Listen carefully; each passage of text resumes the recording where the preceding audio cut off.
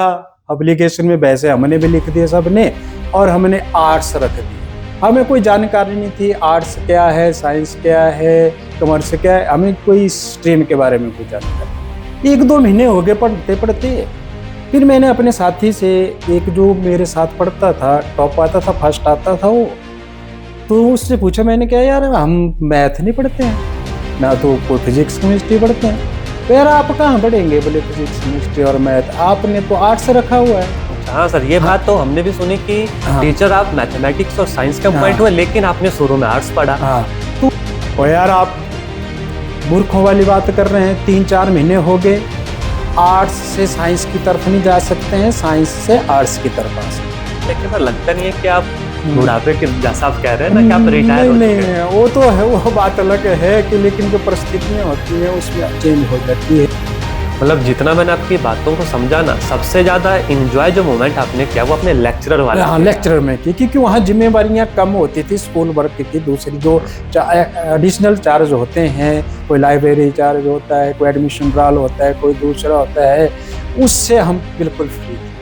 मतलब बाकी प्रमोशन की खुशी तो होती है, लेकिन प्रमोशन के साथ साथ जिम्मेवारियां भी, क्योंकि आपका अनुभव जितना है, हो सकता है अभी शायद उनकी उम्र भी उतनी ना हो जितना आपका शिक्षण जिसमें जो है आपका अनुभव है। चलो, आपने ये बात बहुत कही, अच्छी बात लगी मुझे कि आप हमारे से इस बात को पूछ रहे हैं कि जो बच्चे पढ़ाई कर रहे हैं, ट्रेनिंग कर रहे हैं, या जिस भी फील्ड में जा रहे हैं, या एग्ज़ाम की तैयारी कर रहे हो, तो मैं इनको यही कहना चाहता हूँ कि पहले तो अपने माता पिता का कहना भी वो सही माने, जैसे उनके माता पिता कहते हैं उस तरीके से वो कार्य करें, लेकिन अपने गुरुओं का और माता पिता का अपमान कभी ना करें। मैं यही कहना चाहता हूँ। अगर आप टीचर हैं, टीचर बनने वाले हैं, टीचर बनने की प्रिपरेशन कर रहे हैं, तो यह इंटरव्यू आप सबके लिए बहुत इंपॉर्टेंट होने वाला है। आज के इस इंटरव्यू में जो हमारे गेस्ट हैं, श्री राजकुमार जी मंडी डिस्ट्रिक्ट के हैं, जो लगभग 35 वर्ष उन्होंने शिक्षा के क्षेत्र में अपनी सेवाएं दी। पहले वो टीजीटी रहे हैं, फिर वो पीजीटी रह चुके हैं यानी लेक्चरर, उसके बाद वो हेडमास्टर बने और प्रिंसिपल के पद से रिटायर हुए हैं। तो आज के इस इंटरव्यू में हम राजकुमार जी से बात करेंगे, उनकी जर्नी के बारे में सीखेंगे। तो आप सब एंड तक जो इस वीडियो में बने रहिएगा। बहुत सारी नई रोचक बातें, उनका एक्सपीरियंस आपको देखने को मिलेगा, जिससे बहुत कुछ जरूर आप अपने जीवन में सीखोगे। श्री राधाकृष्ण दोस्तों, आप सभी का हमारे चैनल पॉजिटिव अप्रोच एकेडमी में एक बार फिर से स्वागत है। मेरा नाम नितेश भारद्वाज है। तो चलिए आज हम अपने इस इंटरव्यू को शुरू करते हैं। आज जो हमारे गेस्ट हैं श्री राजकुमार सर, जिन्होंने शिक्षा के क्षेत्र में 35 वर्ष अपनी सेवाएं दी हैं। ये पहले टीजीटी रहे, फिर लेक्चरर बने यानी कि पीजीटी, उसके बाद हेडमास्टर बने और प्रिंसिपल के पद से जो है रिटायर हुए हैं। आज हम इनसे इनकी जर्नी के बारे में जानेंगे, बहुत कुछ नई चीजें सीखेंगे जो आप सभी एस्पायरेंट्स को बहुत ज्यादा जो है प्रभावित करेंगी। तो सबसे पहले राजकुमार सर, मैं आपका अपने चैनल में, आपका इस अपने कार्यक्रम में जो है स्वागत करता हूँ कि आप हमारे एक बार कहने के ऊपर यहाँ आए। धन्यवाद आपका। आपने जो हमारे लिए यहाँ अपने चैनल में बुलवाया, और एक मुझे बड़ी खुशी हुई कि आप एक ऐसे अध्यापक के साथ बात कर रहे हैं जिन्होंने इस अध्यापक में 34-35 वर्ष का अनुभव रहा है, उसके बारे में आप जानना चाहते हैं, तो बड़ी खुशी की बात है। तो सर सबसे पहले हम यहीं से शुरुआत करेंगे अपने पहले क्वेश्चन के साथ कि आप सबसे पहले टीचर बने, है ना? टीचर ही क्यों बने आप? अपने एजुकेशन डिपार्टमेंट में आपने इतने वर्ष काम किया, तो सबसे पहले आप ये बता दें कि आपने कितना वर्ष का अनुभव किया, कब आप टीचडी बने, कैसे आप लेक्चरर बने, कब आप हेडमास्टर बने। आप थोड़ा सा हमारे दर्शकों को ये बताइएगा कि कब से आपने शुरुआत की, कब आप रिटायर हुए। ये बहुत लंबी जर्नी है अध्यापक बनने के भी, अध्यापक जो हमने कार्य किया अध्यापक का, इसमें हमने सबसे पहले 25 अक्टूबर 89 को जो हमने फर्स्ट अपॉइंटमेंट घेड़ी स्कूल में दी थी, हिमाचल प्रदेश घेड़ी स्कूल, हिमाचल प्रदेश में मंडी डिस्ट्रिक्ट में, और उसका जो कम्प्लेक्स था वो रोहंडा स्कूल था। तो बड़े उसमें बात कुछ और होती थी। यहाँ से हम जब हमें अपॉइंटमेंट हुई हमारी, तो बड़ी खुशी हुई हमें लेकिन जब हमें अपॉइंटमेंट हुई, फिर हमें एक चिंता मन में आ गई कि हम कैसे ज्वाइनिंग देंगे, कैसे नहीं देंगे। तो मेरा एक बड़ा ब्रदर है, वो सुंदरनगर में कार्य करता था हैंडलूम का। उसका जो सिखाने वाला था, उसने बोला कि आपके भाई की अपॉइंटमेंट हुई, मैं इसको ज्वाइनिंग के लिए साथ चलूंगा। जी सर। तो उसके पास एक उसमें बसों का बड़ा अभाव होता था, कमी होती थी। एचआरटीसी बस से जाती थी और कभी कम समय में होती थी। हाँ जी, पहले तो हाँ, बहुत पहले कम बसेस चलती थी। यानी 1-2 बसें ही होती थी करसोग रूट में भी जाने के लिए। तो सुबह तो हम जा नहीं सकते थे, एक सुंगरा बस जाती थी। तो मैंने अपने बड़े भाई को बोला कि आप अपने गुरु को, यानी जो उनको काम सिखाते थे हैंडलूम का, कि उनके पास स्कूटर है, वो चलेंगे। तो उन्होंने भी हाँ कर दी और हम यहाँ से धनौटू से चले और अपने जहाँ हमें अपॉइंटमेंट हुई थी, हमें तो कोई पता नहीं था, हम तो अनभिज्ञ थे, नहीं जानते थे। पहली बार समझो आप कि इतनी बड़ी जर्नी के लिए हम जा रहे हैं, 30-35 किलोमीटर है। तो स्कूटर में हम बैठे और चले गए हम। जब हमने देखा वहां जाके, तो एक 2 कमरे वाला स्कूल था, चारों तरफ देवदार के वृक्ष थे और बड़ी ठंड भी थी। ये अक्टूबर महीने की बात थी, मतलब पहाड़ी इलाके में आपके पहाड़ी इलाके अपॉइंटमेंट? में थे। और हमें ये जानकारी नहीं थी कि यहाँ कितनी ठंड होती थी, कितनी नहीं होती थी। हमने एक हाफ बाजू का स्वेटर डाला था और चले गए। अच्छा, फिर तो फिर हाँ, आपको बहुत ठंड लगी हाँ, होगी वहां ठंड। पे। वहां जब हम पहुंचे, तो जब पहले तो मैंने देखा कि ये स्कूल है, तो 2 कमरे हैं, तो बच्चे भी दिखाई नहीं दे रहे थे। यानी इसको हम पहले इंटीरियर ही गिना जाता था। बर्फ भी पड़ती थी।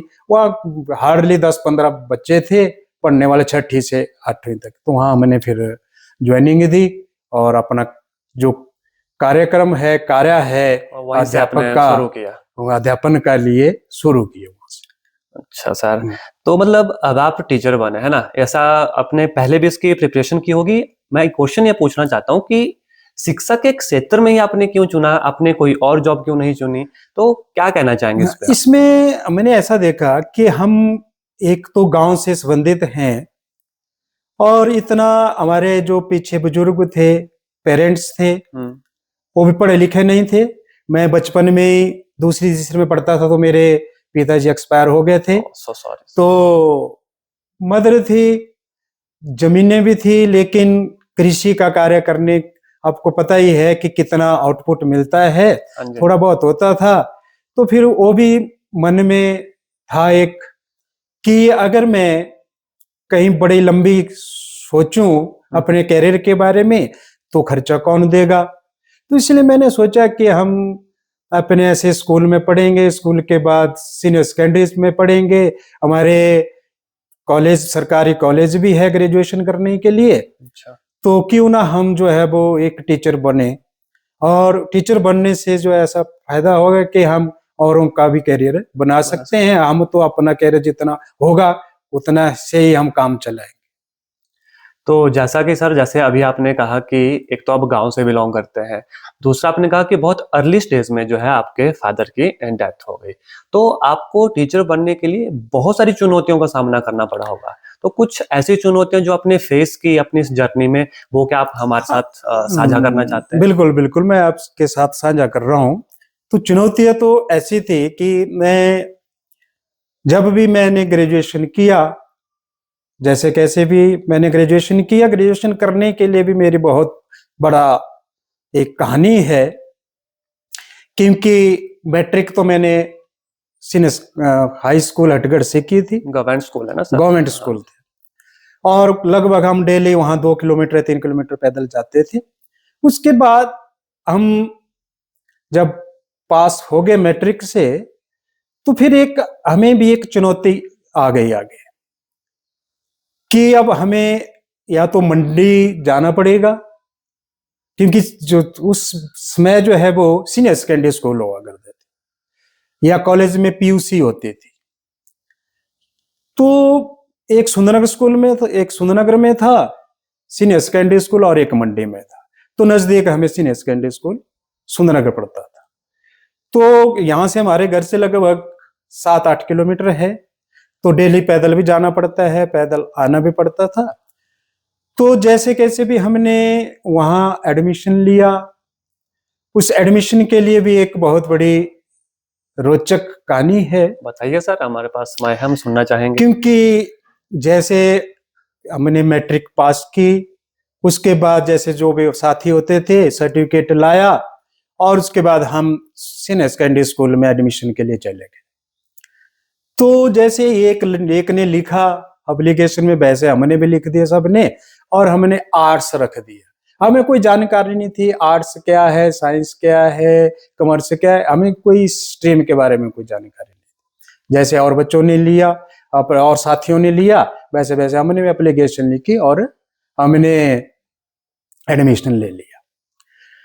एडमिशन आर्ट्स में ले लिया। जो मेरे साथी थे उन्होंने भी आर्ट्स में ले लिया। ये आप +1 +2 की बात कर रहे हैं सर? हाँ, मतलब +1 +2 नहीं होता था, अच्छा, उसमें सीनियर सेकेंडरी होता अच्छा, था। ठीक। मतलब सीनियर सेकेंडरी होता था। 10+1 तो 96 के बाद चला था। Okay okay sir. तो उसमें फिर हमने एडमिशन ले लिया, आर्ट्स ले लिया, कुछ सिविक्स रख दिया, पॉलिटिकल साइंस हो गया, इकोनॉमिक्स रख दिया, इंग्लिश, ऐसे ऐसे सब्जेक्ट थे। 1-2 महीने हो गए पढ़ते पढ़ते। फिर मैंने अपने साथी से, एक जो मेरे साथ पढ़ता था, टॉप आता था, फर्स्ट आता था वो, तो उससे पूछा मैंने, क्या यार हम मैथ नहीं पढ़ते हैं, ना तो कोई फिजिक्स केमिस्ट्री पढ़ते हैं। तो यार आप कहाँ पढ़ेंगे, बोले फिजिक्स केमिस्ट्री और मैथ, आपने तो आर्ट्स रखा हुआ है। अच्छा, हाँ सर, ये बात तो हमने भी सुनी कि टीचर आप मैथमेटिक्स और साइंस के पॉइंट हुए, लेकिन आपने शुरू में आर्ट्स पढ़ा। हाँ, तो मैं आपको कहानी बता रहा हूँ, कहानी क्या सच्ची घटना है। मतलब जो आपने आर्ट्स, शुरू में आपने आर्ट्स वाले सब्जेक्ट में आर्ट्स में पढ़े। अच्छा। और फिर मुझे कुछ मन में ऐसे आई कि यार मैंने तो साइंस पढ़ना था और मैथ में नहीं मैं पढ़ रहा हूँ। तो फिर उस मेरे क्लास फेलो ने बोला कि आप नहीं पढ़ सकते हैं क्योंकि आपने आर्ट्स रखा हुआ है। अच्छा। अगर आपने पढ़ना है तो आप प्रिंसिपल के पास जाइए। तो मैंने ऐसा किया, फिर मैंने प्रिंसिपल के पास किया। ये बात जुलाई महीने से थोड़ी सी दिन पहले की है। कब की बात होगी सर? ये 90 से पहले की है? 82 की बात है। अच्छा, 82। तो फिर मैं प्रिंसिपल के पास चला गया, डर भी लगा, गांव से गया था प्रिंसिपल के पास जाना। तो चला गया अंदर, मैंने कहा सर ऐसे ऐसी है कि मुझे जानकारी नहीं थी, मैं पढ़ने में अच्छा हूं। मैं अपनी तारीफ अपने आप कर रहा था कि अच्छा हूं, मैथ में भी अच्छे अंक हैं मेरे, साइंस में भी अच्छे अंक हैं, लेकिन मैंने आर्ट्स रखा हुआ है। और यार आप मूर्खों वाली बात कर रहे हैं, 3-4 महीने हो गए, आर्ट्स से साइंस की तरफ नहीं जा सकते हैं, साइंस से आर्ट्स की तरफ आ सकते हैं। अच्छा। तो मैंने कहा सर कुछ भी करो आप, चलो बोले मैं जो प्रवक्तागण है उनसे बात करता हूँ, अगर वो एक्सेप्ट कर लेंगे तो आपको चेंज कर लेंगे, लेकिन असंभव है। तो मैंने कहा सर कर लो एक बार ट्राई। तो उन्होंने मुझे बोला कि आप केमिस्ट्री वाले सर के पास जाइए, मैथ वाले के सर के पास जाइए, फिजिक्स वाले के सर के साथ पास जाइए। तो मैं गया। तो फिजिक्स वाला में नहीं माना, केमिस्ट्री वाला में नहीं माना, मैथ वाला बोला कोई बात नहीं कर लेंगे। तो फिर वो नहीं माने। फिर उन्होंने एक रास्ता बताया, ऐसा करो आप साइंस क्लास से लगाते रहो, लेकिन एडमिशन नहीं होगी, एडमिशन आपके अगले साल होगी। अच्छा। तो हम गांव के ठहरे, हमें इतनी जानकारी भी नहीं थी। मैंने कहा ठीक है, मैं डेली वैसे ही जाता रहा। अब आप साइंस की क्लासेस? हाँ, आर्ट्स मैंने छोड़ दिया। फिर मैंने साइंस की क्लासें लगाना शुरू कर दी। और जब हाउस टेस्ट वगैरह भी होते थे उनको भी देता रहा, जैसे रेगुलर स्टूडेंट देता था वैसे देता रहा। तो फिर वो प्रवक्ता का भी सेटिस्फाइड हुए, लेकिन वो गलती हो गई उनसे भी कि यार इसको एडमिशन नहीं दिया, क्योंकि मैंने भी अच्छे अंक लेता रहा। फिर उन्होंने बोला कोई बात नहीं, आपने अगले साल रेगुलर एडमिशन लेनी है। तो फिर अगले साल मैंने साइंस रखा, नॉन मेडिकल का, और वहां से मैंने फर्स्ट डिवीजन में जो है वो next year senior secondary pass किया। और उसके बाद फिर हम degree college, government degree college Mandi में जो है वो बीएससी की पढ़ाई शुरू की। ये मेरा था। लेकिन बीएससी की पढ़ाई करना भी एक चुनौतीपूर्वक था, क्योंकि खर्चा बहुत होता था, खर्चा देने के लिए भी बड़े थे। पर मैंने फिर जो लेक्चरर थे वहाँ मंडी में, उनसे बात की। उन्होंने कहा कोई बात नहीं, आप आपको हम किताबें लाइब्रेरी से दे देंगे और बाकी आपने अपना देखना। फिर मैंने आने जाने का खर्चा था, तो वो भी मैंने ट्यूशन पढ़ाना शुरू कर दिया छोटे बच्चों को। तो ट्यूशन भी आपने पढ़ाई हुई हाँ, है। 40-50 रुपए मिल जाते थे, उससे जो है वो मेरा गुजारा चल पड़ा था। इस प्रकार जो वो मैंने ग्रेजुएशन की पढ़ाई मंडी से की। अच्छा, मंडी जिसका अभी नाम भी बदल चुका है, हाँ, अब सरदार तो पटेल यूनिवर्सिटी हाँ, जो अब तो है वो हो यूनिवर्सिटी चुकी है। बन हाँ गई जी है, सर। लेकिन उसमें डिग्री कॉलेज ही हुआ करता था। 2 ही कॉलेज थे, एक प्राइवेट कॉलेज सुंदरनगर में था, लक्ष्मण सेन वाला, और एक मंडी में। ठीक है सर, बहुत अच्छा, मतलब बातें करके आपसे बहुत अच्छा लग रहा है सर। आगे भी कुछ और चीजें मैं जानना चाहूंगा। जैसे मैं आपसे पूछना चाहूंगा कि आपने लगभग 35 वर्ष जो है एजुकेशन डिपार्टमेंट को अपने दिए, 35 वर्ष आपने एजुकेशन डिपार्टमेंट में काम किया, और आप बहुत पहले से लगभग आपने 3 जनरेशन देख ली, जिसमें मिलेनियल भी आ गई है, आजकल तो जेनजिस चल चुकी है ना, नेक्स्ट जनरेशन एक और आ चुकी है। तो आपने एजुकेशन सिस्टम में क्या चेंजेस देखे पहले और अब? मतलब बहुत सारे सिस्टम अब चेंज हो चुके हैं, तो किस तरीके से क्या परिवर्तन आपने जो है हाँ, देखा? चेंजिंग तो बहुत ज्यादा होगी, क्योंकि समय के अनुसार चेंज होना भी जरूरी होता है। लेकिन एक चीज हमें लगी कि जब मैंने टीचिंग वर्क शुरू किया, उस समय के जो स्टूडेंट हुआ करते थे बड़ी ओबिडेंट होते थे, जैसा भी हम बोलते थे वैसा मानते थे, पढ़ते भी थे, शरारती भी होते थे, लेकिन इतने ज्यादा नहीं थे। और ये जो आजकल चला हुआ पैटर्न, इंटेलिजेंस की तो कमी अभी भी हाँ नहीं जी है, सर, इंटेलिजेंट तो काफी है। इंटेलिजेंट तो है, लेकिन एक है ओबिडेंट नहीं हो रहे। अब ये क्या कमी है? अध्यापकों में भी कमी है, या पीछे पेरेंट्स के संस्कारों में भी कमी है? ये कमी जरूर है, क्योंकि इसमें बच्चों का जो ध्यान है ये ज्यादा और चीजों की तरफ ज्यादा है, क्योंकि नशा भी बढ़ रहा है। हाँ जी सर। और जब से अध्यापकों को बच्चों के लिए डांटना बंद करवाया है, डांटना, तो उससे जो उसके बाद जो है वो सारा जो ओबिडेंसी का सिस्टम था, ओबिडेंट का था, आज्ञाकारी का था, वो आज्ञाकारी नहीं रहे। लेकिन बच्चों को सर थोड़ा प्यार से भी तो समझाया जा सकता है। हाँ, बिल्कुल प्यार से तो समझाते, लेकिन जो जब प्यार की जरूरत होती है तो प्यार से तो समझाते हैं, लेकिन कई बार जो डांटना भी जरूरी होता है। मतलब हल्का आप डांट, कह रहे हैं कि हल्की हल्की डांट, फुल्की डांट भी हल्की जरूरी डांट, है ना, हाँ, क्योंकि हल्की बहुत डांट, तो अभी हाँ, डांट नहीं भी सकते हम, लेकिन हल्की फुल्की हाँ, डांट बिल्कुल जरूरी है। बिल्कुल, लेकिन डांटने के बिना काम नहीं चलता है। और दूसरा मैंने एक पैटर्न और देखा कि बच्चों को जब से जो भी सिस्टम सर्व शिक्षा अभियान चला, कि 6ठी से 8वीं तक या पहले से 8वीं तक बच्चों को फेल नहीं करना है। बात ठीक है, फेल नहीं करना है, लेकिन उनके दिमाग में एक बात आती है कि हमने पढ़ना काहे को है। तो पढ़ते कम है, शरारतें ज्यादा करते हैं, टीचर बोल नहीं सकते थे। उससे भी हमें ऐसा लगता है कि जो पहले वाला पैटर्न था वो अच्छा था एज कम्पेयर टू, हाँ, मतलब थोड़ा सा डांटने का और ये जो डांटने का। हाँ, हाँ जी सर। और क्योंकि अब बच्चे जो है वो ओबिडेंट नहीं रहे हुए हैं, वो अध्यापक का कहना नहीं मानते हैं। देखिए, अध्यापकों में भी उसके कमी पीछे हो सर सकती है, थोड़े से फैक्टर और भी इसमें हाँ, हो सकते हैं, क्योंकि हो सकता है थोड़ा, हम कह तो नहीं सकते, लेकिन टीचर्स में हल्का फुल्का टीचर्स को भी प्रशिक्षण दिया जाता है, उसमें भी यही बताया जाता है कि आपको किसी को डांटना नहीं है। हाँ, बिल्कुल बिल्कुल, तो उसका भी थोड़ा सा रोल यहाँ पर रह सकता है। नहीं, रोल तो है। मतलब टीचर तो मेरे अनुसार कोशिश करता है कि मैं अपने शिष्य को जो है वो ऐसे तराशूं कि ये आगे भविष्य में जाए, हमारे से ऊपर बने। लेकिन हो सकता है कि अध्यापकों में भी कई बार कमी रह जाती है। ऐसा नहीं मैं बोलता हूं कि स्टूडेंट में ही कमी है, अध्यापकों में भी कमी रह जाती है। वो अपने हिसाब से उसको तराशना चाहता है, लेकिन वो तराश नहीं सकता है, उसकी अपनी मजबूरी होगी। हाँ जी, लेकिन हम ये कह नहीं सकते हैं, मतलब इसको कुछ पर्टिकुलर स्पेसिफाई हम हाँ, कह नहीं सकते, कह नहीं सकते बहुत हैं, सारे फैक्टर इसमें इन्वॉल्व रहते हैं। बिल्कुल बिल्कुल। तो वैसे सर, जैसे शिक्षण आपने किया, शिक्षण के अलावा हमने देखा है, सभी को पता है कि सिर्फ पढ़ाई ही एक सरकारी टीचर की असली जॉब नहीं होती, उसके अलावा भी बहुत सारे अदर काम रहते हैं, जैसे इलेक्शन ड्यूटीज हो गई। तो आपने भी कई इलेक्शन हाँ, ड्यूटीज दी बिल्कुल हैं। बिल्कुल, इलेक्शन की ड्यूटी, बहुत ड्यूटियां निभाई हुई है हमने। इलेक्शन ड्यूटी भी निभाई हुई है, और ये जो जनगणना होती है ये भी निभाई हुई है। या फोटो पहचान पत्र कि टीचर के बिना ये कार्य सारे अधूरे होते हैं। टीचर ही एक ऐसा कर्मचारी है, सेवादार है, जो इन ड्यूटियों को सही तरीके से निभाता है और विभागों को भी पूरा विश्वास होता है।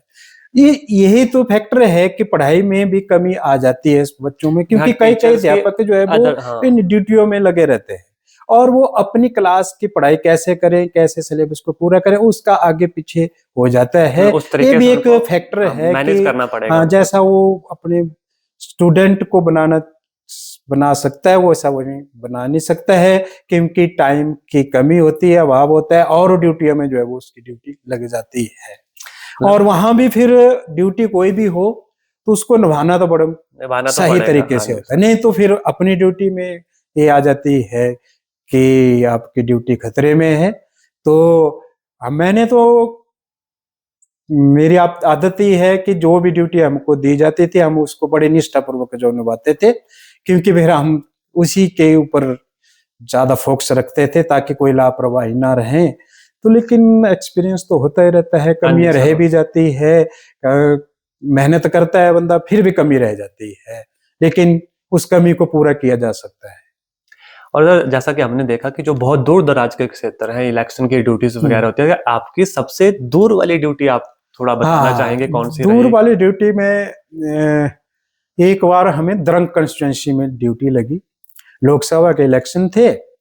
तो जैसे हमने भी क्योंकि जो स्टेशन मिलता था वो लास्ट पड़ाव में मिलता था, जिस भी कंस्टिट्यूंसी में होती उस कंस्टिट्यूंसी में चले गए। तो हमने सोचा कि चलो द्रंग कंस्टिट्यूंसी कहीं नजदीक होगा, लेकिन हमारी किस्मत कुछ ऐसी है कि जब अभी ड्यूटी लगती है दूर दराज वाले क्षेत्र में लगती है। हमने हर बार देखा, कभी भी हमें हमारी ड्यूटी जो है वो नजदीक में नहीं लगी।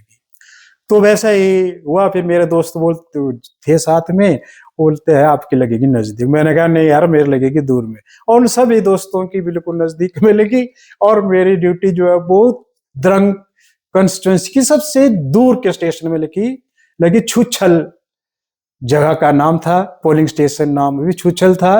वो आपको रोपे से जो है वो 3 घंटे लगते थे उसमें पैदल 3 घंटे। रोपे तक भी बस नहीं जाती थी, एक गोगड़धार से नीचे उतरते थे, बल आता था, वहां से फिर पैदल जाते थे। तो हमको भी पोलिंग पार्टी को वहां उतार दिया और हमारे पास बैट बॉक्स भी होते थे, बैट बॉक्स नहीं थे उसमें मशीनें चल पड़ी थी। तो डबल मशीनें दी गई थी, दूर दराज का क्षेत्र था, कहीं खराब ना हो जाए, अपने बैग भी होते थे। तो बल्स में हमको उतार दिया कि अब आप जाओ, इतने घंटे लगेंगे आपके। तो 5-6 बंदे होते थे हम पार्टी में, पुलिस भी थे, तो हम चल पड़े। तो जाते जाते रोपे में एक रेस्ट हाउस था, वहां हमको ठहरना था क्योंकि आगे हम जा नहीं सकते थे, वहां से भी काफी दूर था छुछल, यानी 2 घंटे लग जाने थे। अच्छा, और 2 घंटे? हाँ, और 2 घंटे लगे। तो फिर हमने वहीं रेस्ट हाउस में, नाम के रेस्ट हाउस थे, पहाड़ों के रेस्ट हाउस ऐसे ही होते थे। मुझे बताया गया था कि यहाँ कुछ नहीं मिलता है, खाने की दिक्कत हो जाती है, तो हमने ब्रेड वगैरह डाले हुए थे। तो हम वहाँ ठहरे रात को, फिर हमने बोला कि खाना, तो भाई आप बोलो हम दूर जाएंगे, वहां से दुकान से लाएंगे। तो उन्होंने मलका मसर की दाल कहीं से प्रोवाइड की और भात भी बनाया। तो ब्रेड हमने डाले थे, कुछ हमने ब्रेड खाए। इस प्रकार हमने रात वहां गुजारी और सुबह हम फिर अपने उस स्थान के तरफ चल पड़े। और टेलीफोन का था सिस्टम, लेकिन वहां रेंज नहीं होती थी, तो हमें वहां पहुंचने से पहले या पहुंच जाते तो हमें पीछे भी फोन करना पड़ता था। तो वहां सिग्नल बंद था, हमने कोई फोन नहीं किया, चलते रहे और आखिरकार हम दूसरे दिन जो है वो 11-12 बजे वहां पहुंच गए और सफलतापूर्वक इलेक्शन करवा दिया हमने। तो मतलब एक टीचर्स को कठिनाई तो होती है, काफी चैलेंजेस होते हैं। फिर इलेक्शन की बात है, इसमें लापरवाही बरतेंगे तो कोई दलील अपील नहीं होती, कोई किसी न किसी से सस्पेंड हो जाते हैं। तो लेकिन हमने सही तरीके से काम किया और जब पोलिंग बंद हुई तो हम अपने जो मतपेटियां थी उनको भी उठा के जो है वो रोपे में आए, फिर वहां छोटी गाड़ी आ गई थी। उस प्रकार जो है हमने फिर उनको द्रंग कंस्टिट्यूंसी में पहुंचाया। ठीक ये है। हमारा एक्सपीरियंस है। एक नहीं, ये बहुत अच्छी बात है, क्योंकि जो इस कार्यक्रम को अदर टीचर्स भी देखेंगे, ऐसा नहीं है, वो भी आपसे अनुभव से सीखेंगे कि हाँ, मतलब इस तरीके से जो है काम किया जाता है। वो भी अच्छे से अपना काम कर रहे हैं, लेकिन अगर किसी का एक्सपीरियंस, एक अनुभवी टीचर्स, आप बिल्कुल टीचर भी बिल्कुल। रहे हैं, आप हेडमास्टर भी रहे हैं, आप प्रिंसिपल के पद से रिटायर हो, तो आपका एक्सपीरियंस सबके लिए बहुत मायने रखता है। हाँ हाँ, ये तो है, एक्सपीरियंस तो है, लेकिन अनुभव की बात हमने टीजीटी में भी 16 साल लगाए, हाँ जी 16 सर। साढ़े 16 के साल लगे हमें। और उसके बाद आप लेक्चरर बने। लेक्चरर भी बने हमने, 10 12 11 साल हमने लेक्चर मैथमेटिक्स लेक्चरर की भी सेवाएं दी। और उसके बाद हम 4 5 साल हमें हेडमास्टर के लिए लगी, और लगभग 3 साल जो है वो प्रिंसिपल के प्रिंसिपल पद में। से हम रिटायर हो तो सर, जब आप ना टीजीटी से पीजीटी बने, चलिए तब तो टीजीटी में भी आप पढ़ाते थे, पीजीटी में भी आपको +1 +2 को मैथमेटिक्स पढ़ाना, लेकिन जब आप पीजीटी यानी कि लेक्चरर से जब हेडमास्टर प्रमोट हुए, तो आपकी जो ड्यूटीज है ना वो बदल गई होंगी। फिर जब आप हेडमास्टर से प्रिंसिपल प्रमोट हुए, तब भी आपकी ड्यूटीज बदल गई होंगी। तो ये अनुभव कैसा था कि जो ड्यूटीज आपकी चेंज हुई ना सर, इसका बारे में आप क्या कहना चाहेंगे, और कौन सी वाली ड्यूटी आपने ज्यादा एंजॉय की? हाँ, तो चलो आप पूछ ही रहे हैं इसके बारे में कि कौन सी ड्यूटी आपने अधिक एंजॉय किया, तो मैं आपको बताऊं कि जो टीजीटी हमने 16 साल वर्क किया, कार्य किया अपने अध्यापन का, तो हमने उसमें भी मजा लिया, ऐसी बात नहीं है कि नहीं मजा लिया, लेकिन एक टीजीटी की जो ड्यूटी होती है वो काफी संघर्षपूर्ण होती है। वो पूरा दिन जो है वो बिजी रहता है। टीजीटी नॉन मेडिकल की आपको पता है कि मैथ कोई नहीं पढ़ाता है, तो कम से कम पूरे दिन में 6 घंटे में हमें 2 ही पीरियड खाली होते थे, तो बाकी पीरियड लगे होते। तो फिर मैथ जो है वो बिना बोले बिना लिखे और बैठ के तो होता नहीं है, बोर्ड के ऊपर बड़ी थकावट हो जाती थी। लेकिन हमने बच्चों के साथ कोई ऐसी बेईमानी की, जितना हो सके हमने अपने उस पद में भी कार्य किया, और बच्चों ने भी सीखा, और बच्चे भी जो हमारे शिष्य हैं आज ऊंचे से ऊंचे पद में बैठे हुए हैं। हमें बड़ी खुशी होती है कि हमारे द्वारा पढ़ाया गया जो स्टूडेंट है वो किस पद में पहुंचा हुआ। रही लेक्चरर की बात, लेक्चर में भी हमने कार्य किया, 9 10 साल काम किया हमने उसमें भी, उसको भी हमने बड़े आनंद पूर्वक निभाया। लेकिन जो आपने क्वेश्चन पूछा कि आपने आनंद किसमें लिया, जब आप लेक्चरर से प्रमोट हुए हेडमास्टर, जब हम टीजीटी से लेक्चरर बने, तो मेरा अपना अनुभव है कि लेक्चरर में हमने बड़ा ज्यादा आनंद लिया। क्यों लिया? क्योंकि उसमें पढ़ाने के सिवाय हमें कोई काम नहीं दिया जाता। अच्छा, अदर ड्यूटी नहीं दी जाती थी, वो बस पढ़ाने का काम होता था। जो दूसरे स्कूल से संबंधित कार्य होते थे वो बिल्कुल नहीं होते थे, उस वक्त कम ही होते थे। तो उसमें हमने बड़ा आनंद लिया, पढ़ाया, बच्चों को दब के पढ़ाया, और अच्छा परिणाम भी दिया बच्चों ने। उसके बाद हम फिर हेडमास्टर प्रमोट हो गए। हेडमास्टर प्रमोट होने में हमें थोड़ी सी एडमिनिस्ट्रेटिव जिम्मेवारियां भी आ जाती है। अब जो पीछे का दौर था वो कुछ और था, पढ़ाने का दौर कुछ और होता है, एडमिनिस्ट्रेटिव का दौर कुछ और होता है। उस ड्यूटीज भी आपको बहुत ज्यादा, मतलब आपको अब संभालना होता है कि एक परिवार, एक हमारे पास एक परिवार होता है, परिवार को कैसे यूनाइट रखना है, कैसे उनको काम देना है, कैसे डिस्ट्रीब्यूट करना है, और उसमें भी देखना है कि कोई नाराज ना हो, तो काम भी चलाना है। तो हमने एक फ्रेंडली तौर पे, कोई एडमिनिस्ट्री का रोब दिखाने के लिए नहीं किया हमने एक फ्रेंडली तौर पर सबके साथ काम किया और कार्य दिया सबको, सबने अच्छी तरीके से निभाया। कभी भी किसी के साथ कोई गिला शिकवा नहीं हुआ, ना हमें कोई ऐसी परिस्थितियां उत्पन्न होने दी ताकि जो इंस्टीट्यूशन का माहौल जो है वो गर्म हो जाए, क्योंकि गर्म माहौल हो जाता है तो एनवायरनमेंट चेंज हो जाता है, पढ़ाने का जो वो सारा कार्यक्रम है वो जीरो हो जाता है। तो हमने कोशिश की और अध्यापकों ने भी मेरा साथ बहुत दिया, चाहे प्रिंसिपल के पद में था, चाहे हेडमास्टर के पद में था। मैंने एक सही तरीके से अध्यापकों को भी संभाला, उनको जिम्मेवारियां भी दी, उन्होंने भी निभाई, बच्चों का क्लास भी ना छूटे वो भी उन्होंने सही तरीके से किया। ऐसी मुझे कोई मुश्किल नहीं आई इस पूरे अध्यापन में, कि चाहे वो टीजीटी का था, चाहे लेक्चरर का पद था, हेडमास्टर का था, प्रिंसिपल का पद था। तो जब प्रमोशन होती थी दूर जाना पड़ता था। जैसे प्रिंसिपल का जो मेरी प्रमोशन हुई थी वो मंडी के बड़े दूर दराज के क्षेत्र में हुई थी, तेवन स्कूल।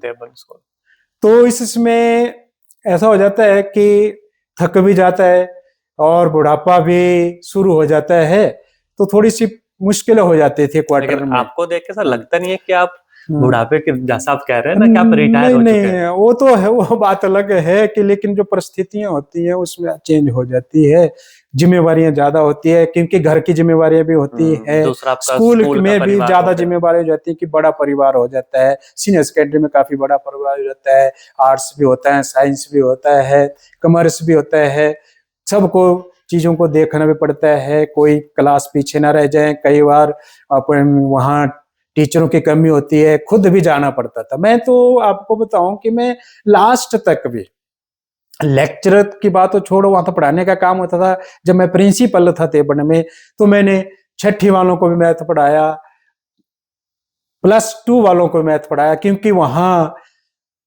लेक्चरर मैथ नहीं था। अच्छा। तो ऐसा नहीं था कि मैं प्रिंसिपल हूं, मैंने नहीं पढ़ाना है, वो बात नहीं थी।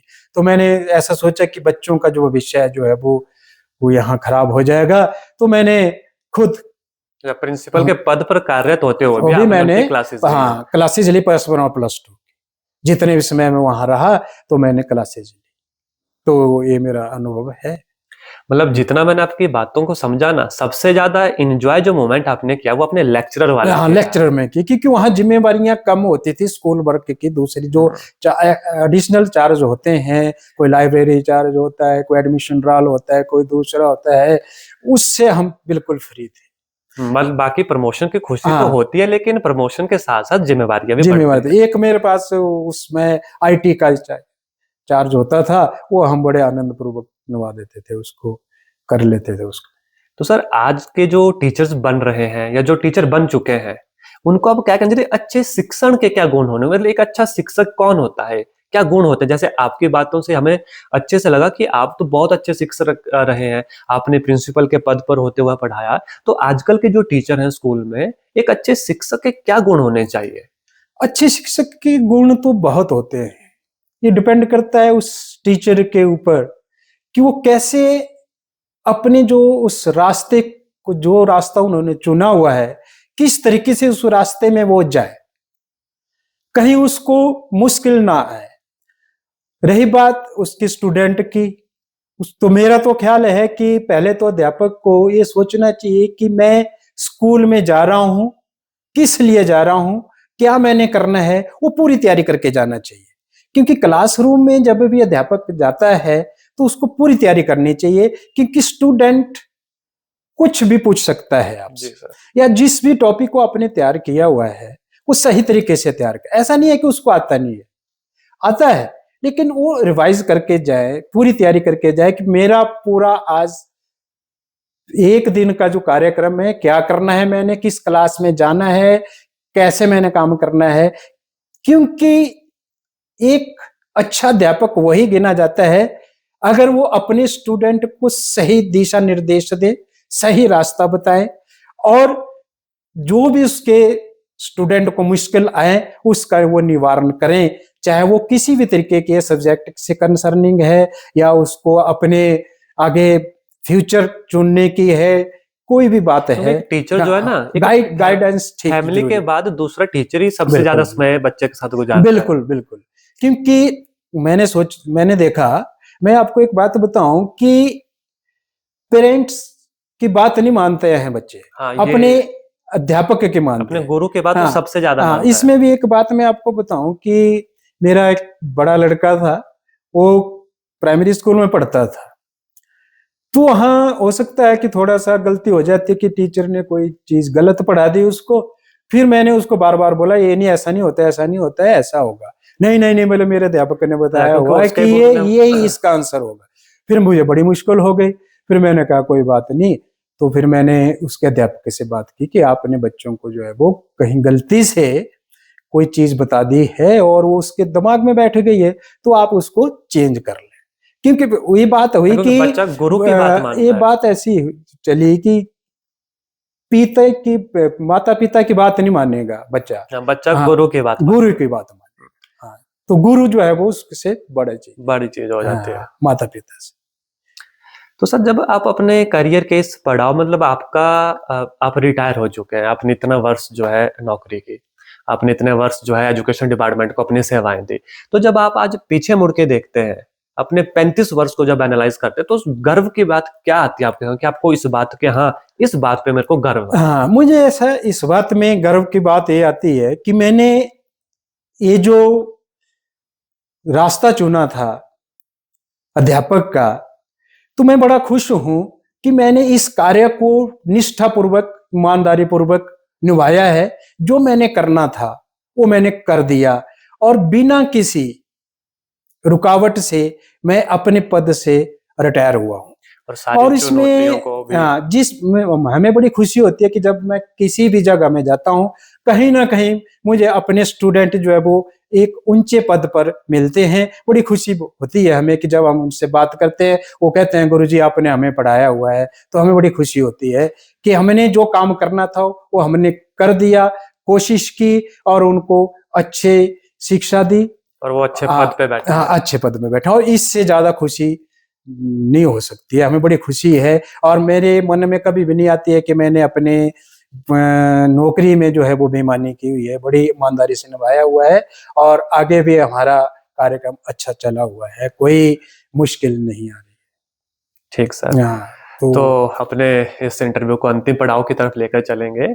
आपसे हम सर, जो तैयारी कर रहे हैं, बहुत सारे एस्पायरेंट्स तैयारी कर रहे हैं अभी टीजीटी एग्जाम की, पीजीटी एग्जाम की, और सेंट्रल लेवल पे भी, मतलब जो टीचिंग एग्जाम से रिलेटेड है, तो उनको आप क्या कहना चाहोगे कि किस तरीके से आप तैयारी करें, है ना? क्या आपका रोड मैप होना चाहिए? तो उनको थोड़ा सा आप गाइड कर देंगे तो बहुत अच्छी बात हो जाएगी, क्योंकि आपका अनुभव जितना है, हो सकता है अभी शायद उनकी उम्र भी उतनी ना हो जितना आपका शिक्षण जिसमें जो है आपका अनुभव है। हाँ, चलो, आपने ये बात बहुत कही, अच्छी बात लगी मुझे कि आप हमारे से इस बात को पूछ रहे हैं कि जो बच्चे पढ़ाई कर रहे हैं, ट्रेनिंग कर रहे हैं या जिस भी फील्ड में जा रहे हैं या एग्जाम की तैयारी कर एग्जाम रहे की हैं, तैयारी हाँ, कर रहे हो, तो मैं उनको यही कहना चाहता हूं कि पहले तो अपने माता पिता का कहना भी वो सही माने। जैसे उनके माता पिता कहते हैं उस तरीके से वो कार्य करें। लेकिन जिस फील्ड में उनको भेजा गया है माता पिता ने, माता पिता का भी नाम रोशन करें। लेकिन नाम तभी रोशन होगा वो अगर अपने अध्यापक द्वारा दिया गया जो ट्रेनिंग है, पढ़ाई है, जो भी काम वो सिखा रहे हैं उनको सही तरीके से सीखें, अच्छा रास्ता चुने, गलत सोसाइटी में ना जाएं और अपने अध्यापक की कहना माने। तभी जो है वो सफल हो सकते हैं और एक अच्छे अध्यापक बन सकते हैं या इंजीनियर बन सकते हैं, एक अच्छे डॉक्टर बन सकते हैं। तभी जो है वो दूसरों को जो है वो उनको फायदा होगा। तो ये मैं यही सलाह देना चाहता हूं कि अपने अध्यापक का और अपने माता पिता का आदर सत्कार करें, उनका कहना मानें और जिस भी एग्जाम की वो तैयारी कर करें रहे हैं वो सही उसको तरीके से सही तरीके से सही करें। सही तरीके से करें, जो भी उनको बताए जाते हैं, क्योंकि इसी में आ जाता है वो। मतलब खुद जैसे से गाइडेंस उनके अध्यापक देते हैं उसी गाइडेंस के ऊपर चलें, तभी उनको सफलता मिलती है। अपने गुरुओं को और माता पिता का अपमान कभी ना करें, मैं यही कहना चाहता हूं। तभी जो है वो सफल हो सकते हैं, अदरवाइज नहीं।